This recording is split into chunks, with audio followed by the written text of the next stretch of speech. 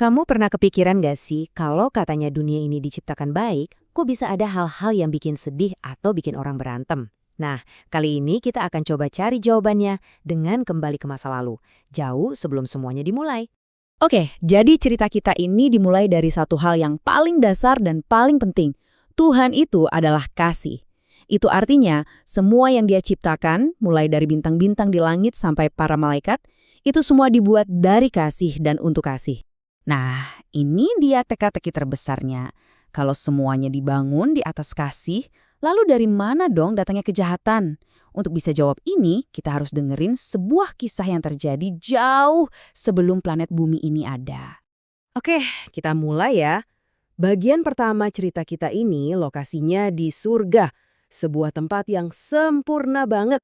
Coba bayangin deh, tempat di mana semua orang bahagia karena mereka mengikuti satu aturan simpel, saling mengasihi dan mengasihi pencipta mereka. Tapi, ada satu hal yang penting banget nih. Kasih itu nggak akan terasa nyata kalau bukan karena pilihan, betul kan? Tuhan itu nggak mau ciptaannya jadi kayak robot yang cuma nurut perintah.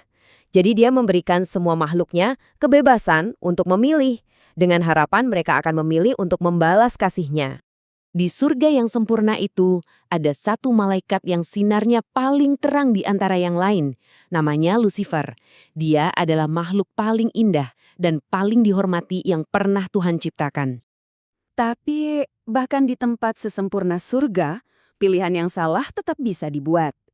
Pelan-pelan, sedikit demi sedikit, sebuah pikiran baru mulai tumbuh di hati Lucifer. Sebuah benih kesombongan. Dia mulai melihat keindahan dan kekuatannya sendiri, tapi bukan lagi sebagai hadiah dari Tuhan. Dia mulai merasa semua itu adalah hasil usahanya sendiri. Dia mulai berpikir, kayaknya aku deh yang seharusnya dipuji di sini. Nah, di sini kita bisa lihat bedanya jauh banget. Ada dua jalan yang benar-benar berlawanan. Jalan Tuhan itu isinya tentang pelayanan karena kasih. Artinya, kita bahagia kalau bisa bikin orang lain bahagia. Beda banget sama idenya Lucifer, yaitu melayani diri sendiri. Yang penting gimana caranya punya kuasa, gimana caranya biar dipuji-puji. Jadi ini adalah pilihan antara kasih atau kesombongan. Lucifer nggak langsung terang-terangan memberontak. Nggak. Sebaliknya, dia mulai bergerak diam-diam dengan penuh rahasia untuk menyebarkan rasa tidak puas di antara malaikat lainnya. Rencananya itu licik banget. Pertama, dia sembunyiin niatnya yang sebenarnya.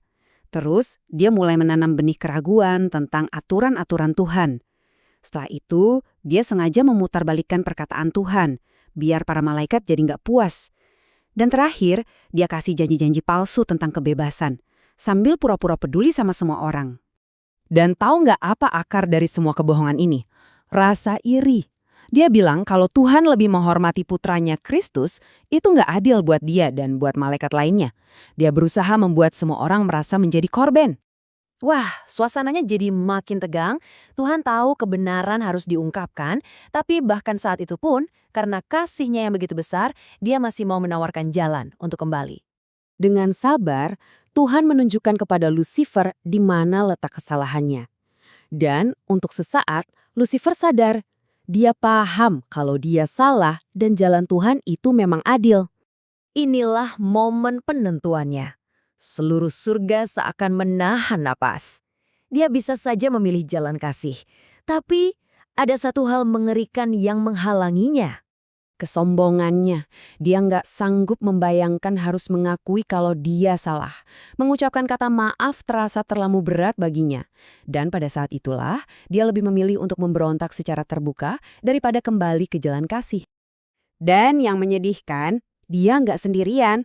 Banyak sekali malaikat yang sudah terlanjur tertipu oleh janji-janji manisnya tentang kebebasan, sampai-sampai mereka memilih untuk ikut memberontak bersamanya. Ini membawa kita ke pertanyaan besar lainnya. Kenapa Tuhan yang Maha Kuasa nggak langsung menghentikan pemberontakan itu saat itu juga? Ini mungkin pertanyaan yang paling penting. Kenapa nggak langsung saja hancurkan kejahatan di awal?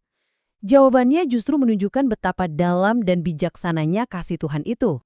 Gini, masalahnya Tuhan bukan cuma mau membuktikan kalau dia benar, dia ingin seluruh alam semesta paham kenapa jalannya adalah satu-satunya jalan menuju kebahagiaan sejati. Dia harus membiarkan akibat buruk dari pemberontakan Lucifer terjadi, supaya semua bisa melihat sendiri kemana arah kesombongan dan keegoisan itu pada akhirnya. Coba deh pikirin. Kalau Tuhan langsung menghancurkan Lucifer, mungkin beberapa malaikat akan tetap melayaninya. Tapi karena takut, bukan karena tulus mengasihi. Mereka nggak akan pernah benar-benar paham bahayanya dosa dan benih pemberontakan bisa saja tumbuh lagi suatu hari nanti. Jadi, meskipun terdengar menyedihkan, kisah mengerikan ini diizinkan terjadi untuk menjadi pelajaran abadi bagi seluruh alam semesta.